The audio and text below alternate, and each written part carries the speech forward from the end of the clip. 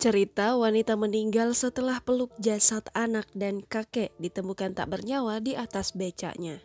Nasib tragis dialami oleh seorang wanita lanjut usia di Indramayu, Jawa Barat. Ia meninggal setelah tertular karena memeluk jasad anaknya yang meninggal karena COVID-19. Sementara di Jogja, seorang kakek-kakek tukang becak ditemukan tak bernyawa di atas becaknya.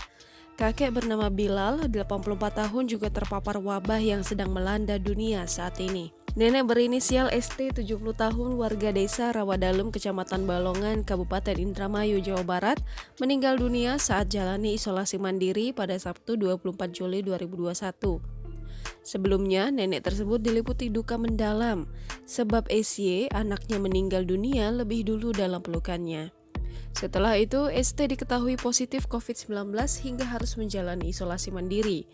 Encep RS mengatakan, selama ST menjalani isolasi mandiri, pihaknya bersama Satgas tingkat desa selalu memantau kondisi ST.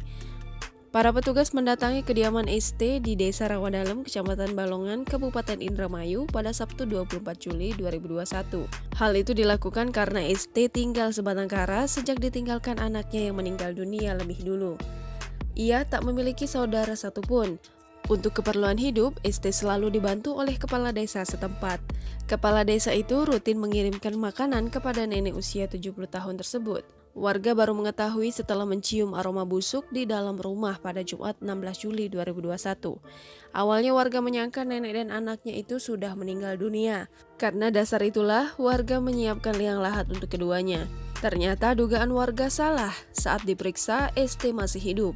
Ia mengalami depresi karena anaknya meninggal dunia lebih dulu darinya. Pemulasaran jenazah yang meninggal di dalam rumah di wilayah Kecamatan Balongan, Kabupaten Indramayu, meninggalnya SY sendiri belum diketahui secara pasti apa penyebabnya. Kondisi tubuh yang sudah membusuk membuat pemeriksaan swab tidak bisa dilakukan. Yang jelas, SY belum meninggal diketahui mengalami demam tinggi seusai pulang dari Jakarta. Sedangkan sang ibu, ST, terkonfirmasi positif COVID-19 setelah dilakukan pemeriksaan swab hingga selanjutnya menjalani isolasi mandiri.